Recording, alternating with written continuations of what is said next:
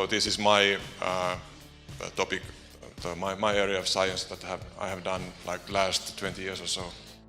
So we have this child with wheezing, first episode bronchiolitis, and I would like to focus on this virus etiology. We have, RSV causes wet cough and severe dyspnea in young children, and causes rales and rhonchi, crackles in the airways, severe illness. But the new thing is rhinovirus-induced wheezing. It causes dry cough, wheezing, more asthma-like symptoms. And I think we should make real distinction between these two virus etiologies. As you know, bronchiolitis has a heavy clinical burden. The prevalence is about 20 to 30% during the first 2 years of life. And if you look at the wheezing, acute wheezing in general, at least 30 to 50% of children have at least one wheezy episode before school age. And the prevalence of asthma in the developed countries is 5 to 10%. To prevent asthma, we cannot treat all of these wheezy children with asthma medication.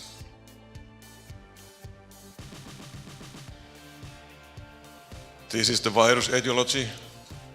When I started medical school, I was taught that about 30% of these wheezy illnesses are related to viruses. But due to PCR, these modern virus diagnostics, basically every episode has a virus etiology, regardless of age, regardless of atopic status, and regardless of number of wheezy episodes. You can find virus in every episode. In young children, RSV is common, but the rhinovirus etiology steadily increases by age. And nearly half of children at age 2 years have rhinovirus. And the human Boca virus is number 3, and other viruses are less meaningful.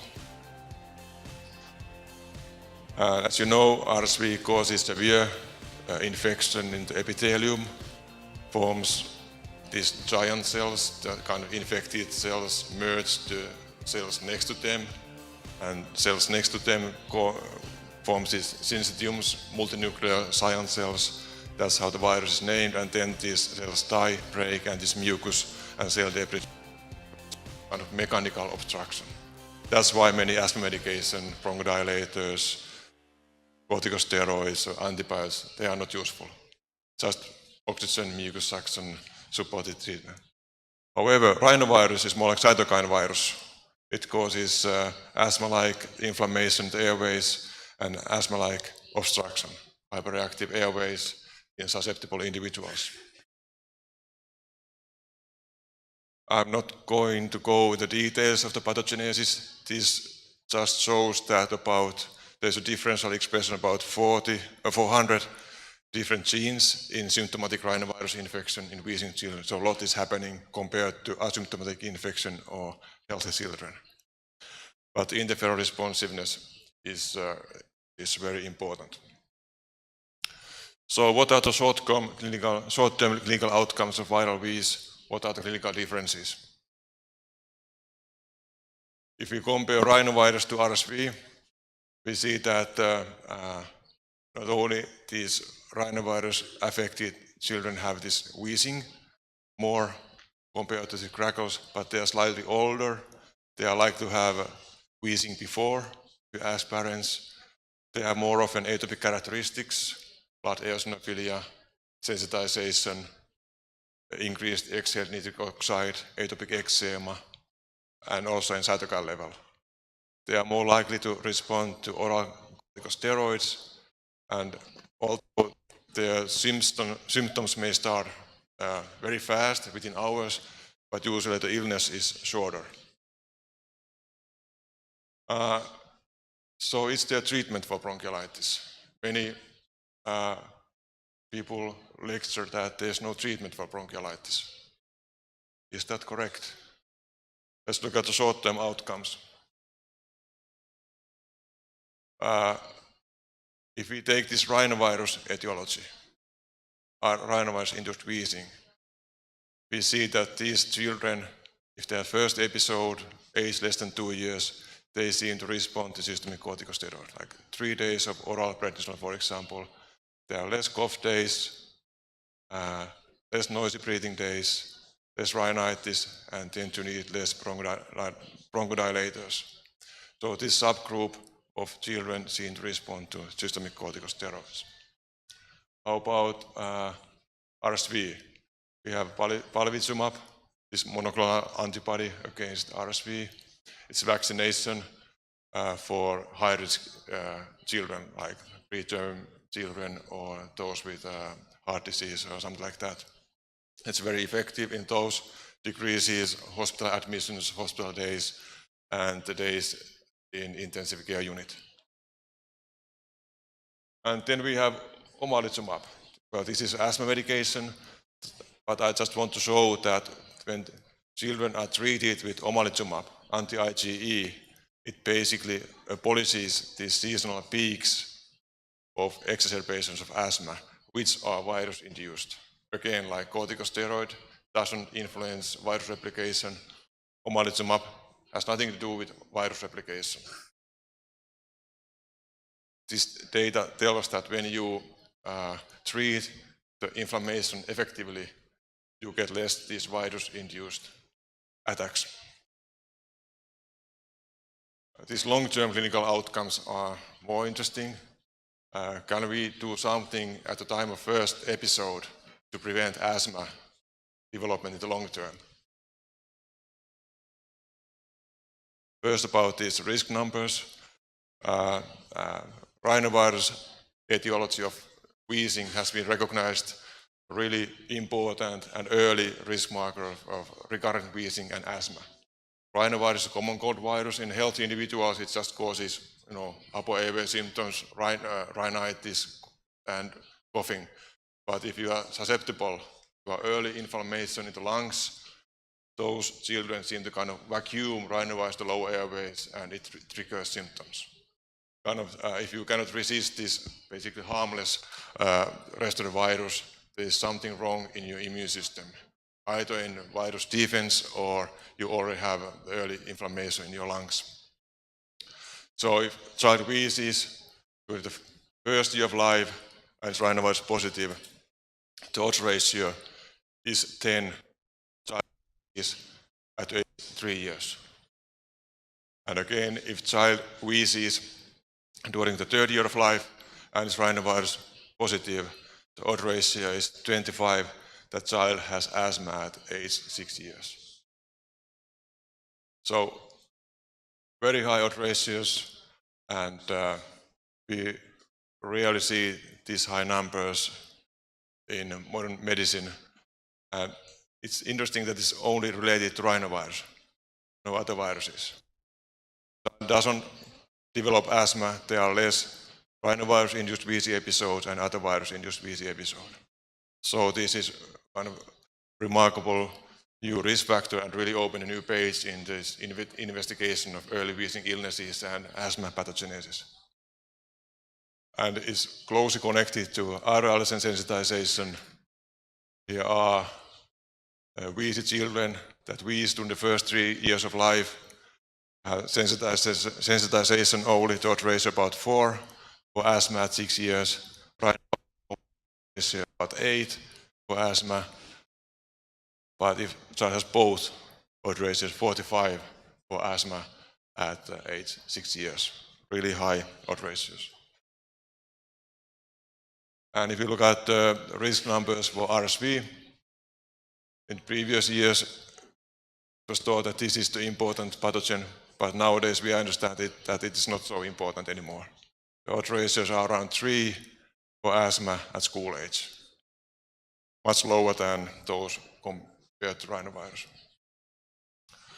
So how about treatment? Can we treat RSV or rhinovirus-induced bronchiolitis to prevent asthma development? This is my first wheezy study called WINCU study. It was started year 2000, and before we initiated the study there were like 30 trials on comparing prednisolone versus placebo in the treatment of wheezing. half of them showed that it's beneficial, the other half showed that there is no benefit. We kind of did the 31st study, but as a new thing, we looked at subgroups. First here are the overall results. The outcome is asthma during the 7-year follow-up. All had first VC episode and got just 3 days of prednisolone for the first episode. Just 3 days, regular dose. And the bold line is active treatment, thin line is placebo.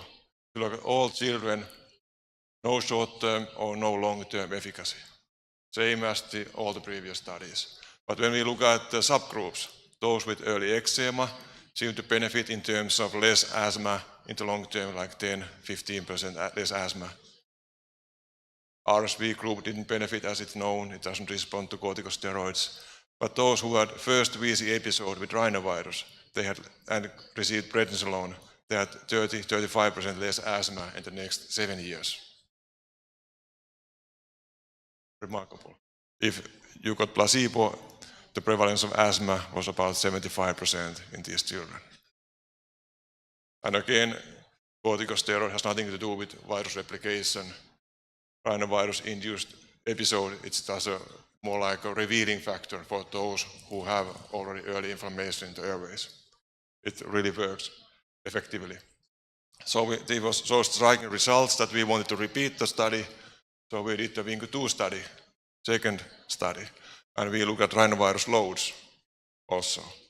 So if a child had first VC episode, high rhinovirus load, and received placebo, every child had new VC episode within 100 days. If child had lower virus load or received prednisolone, they did much better, 25% less new episodes, but still, as you can see, very high risk for a new episode. And on the right side, I think this is my most important slide.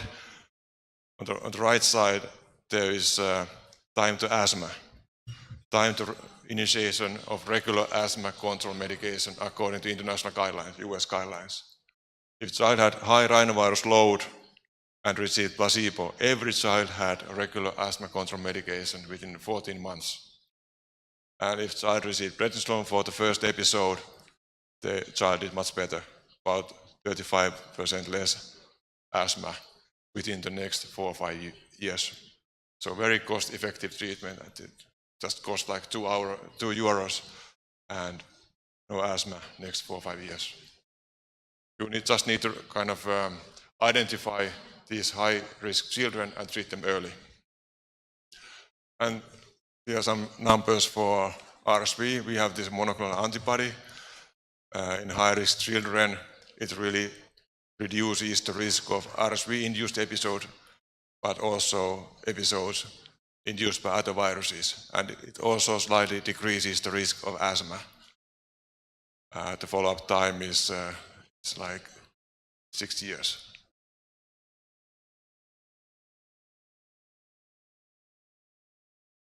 And why do we see these results?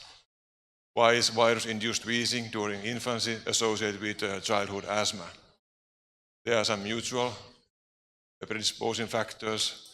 Viruses could damage the airways and promote airway obstruction. There may be interactions between risk factors and environmental exposures that promote asthma, like allergic sensitization, and also dysbiosis of the airways may increase susceptibility to more severe virus infections. And if you look at rhinovirus-induced mechanisms, it's heavily linked to interferon levels and low IL-10 levels.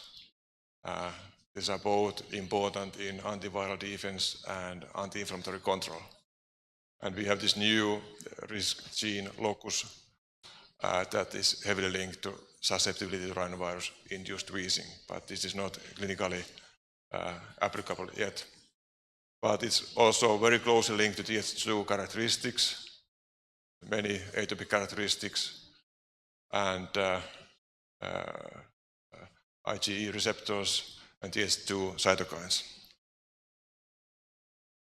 And here are some simple measures that you could basically ask clinically. You could test rhinovirus at the first VC episode. You could check if child has eczema, atopic eczema, ask if they have parental asthma, is there allergic sensitization, and what is the risk for the prevalence of asthma at school age. More there are these risk factors, higher is the risk of asthma at school age. And as you can see, all these traditional risk factors are closely related to rhinovirus etiology.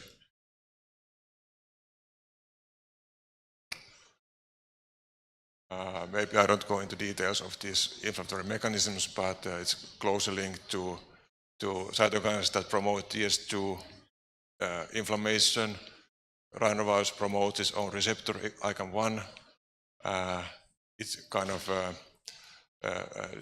disrupted airway epithelium favors rhinovirus replication. It really enjoys these deeper cell layers that it go through broken epithelium, and promotes growth factors in the airways and remodeling, and also these pro-inflammatory cytokines that may contribute in breaking tolerance to allergens.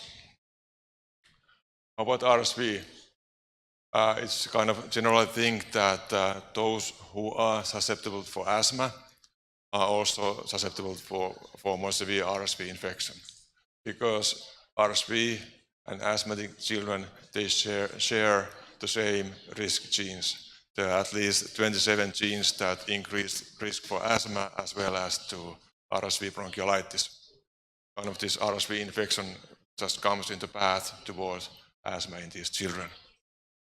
And there are also speculations it may affect neonates at the critical time window of lung development, because it typically infects very early. The first RSV infection is severe, but then the child comes into contact every year, these RSV epidemics, but the new infections are not so severe. And it's also linked to interferon dose responsiveness. So I start to conclude. So there are many factors that influence asthma risk in children. The virus etiology is just one thing, and rhinovirus type A and C are the most important species, and also RSV is also important in those at increased risk.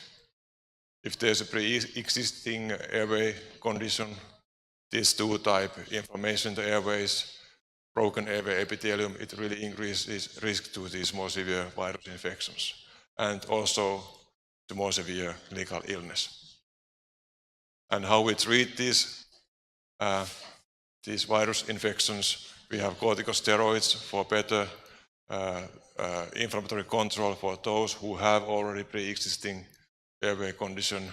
These children are susceptible to rhinovirus, and that's why they respond to corticosteroids. And then we have vaccination for these high-risk individuals, RSV vaccination for these high-risk individuals. Genetics play a role, and we are learning more and more, but it seems that there are some specific risk genes for rhinovirus illness and RSV illness. Microbiome is important, as I have told, and environmental allergen exposures are important. It's good to challenge your immune system with all these allergens and pets if you don't have clinical illness. But once you have, let's say, allergic asthma and cat allergy, then it's not good for you anymore. And also loss of environmental biodiversity is an important risk factor. I didn't talk about much of or at all about diet, but vitamin D and these fish oils seem important in asthma prevention already during pregnancy. And personal microbiome is relevant. And it's pretty much interplay of all these if child develops asthma later on. And